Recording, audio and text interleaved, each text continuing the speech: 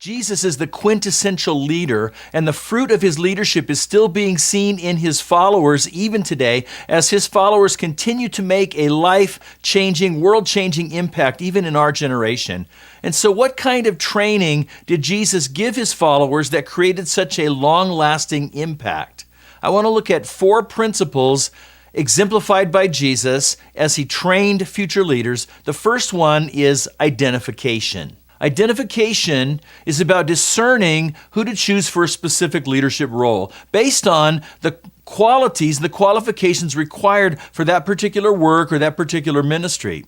And in a disciple-making culture, the very first quality is that a potential leader is someone who is a disciple of Jesus, him or herself, who is also capable of helping other people pursue God. Now, we believe that everybody can mentor someone else, but not everybody is qualified or called for specific leadership roles like leading a service team or leading a small group.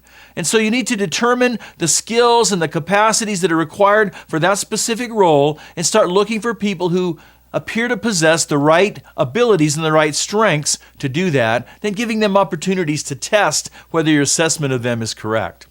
Now, whatever the specific ministry role and its required aptitudes, there's also a minimum standard of character for every single leader.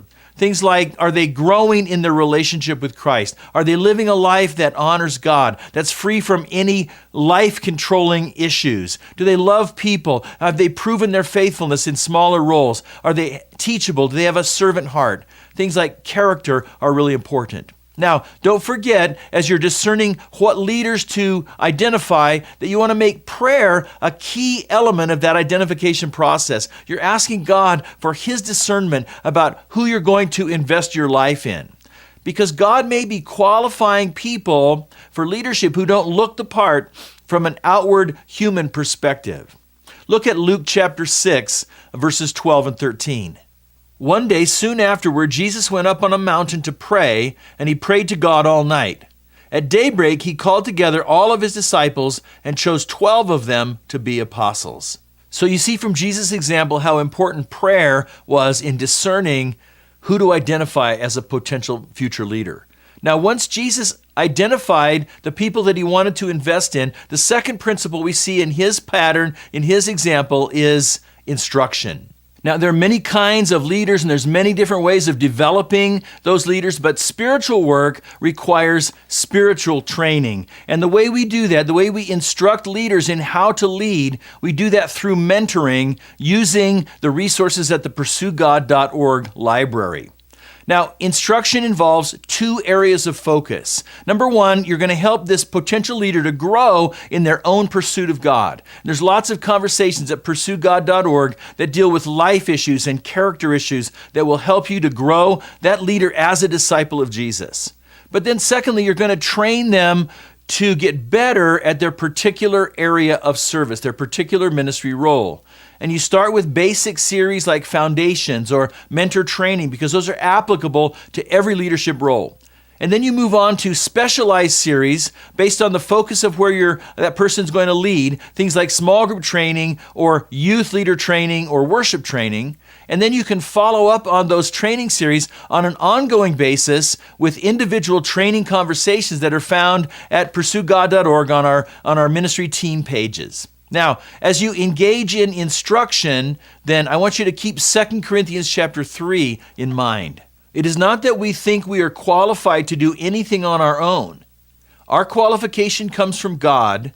He has enabled us to be ministers of his new covenant. So whatever pathway you choose, you have to be intentional about the training process. But just keep in mind, as this verse says, that ultimately our competency comes from God as he works through us in our lives through the work of the Holy Spirit in us.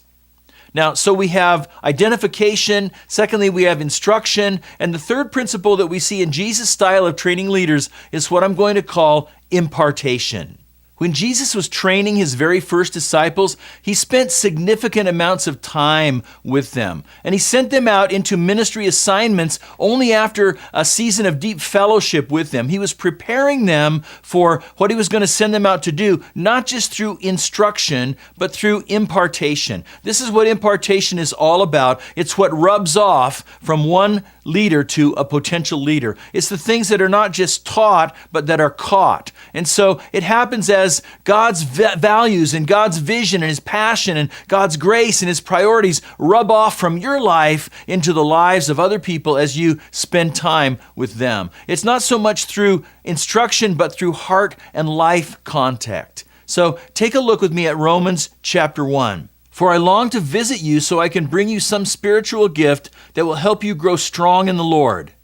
When we get together, I want to encourage you in your faith, but I also want to be encouraged by yours. You see here that the Apostle Paul longed to see these people in the Roman church face to face. That's because impartation happens in the context of relationships. And so it's a sharing of the life in Christ that you have with other people, with the purpose of spiritual development and encouragement. Paul wanted to impart encouragement to them and to receive encouragement from them as well.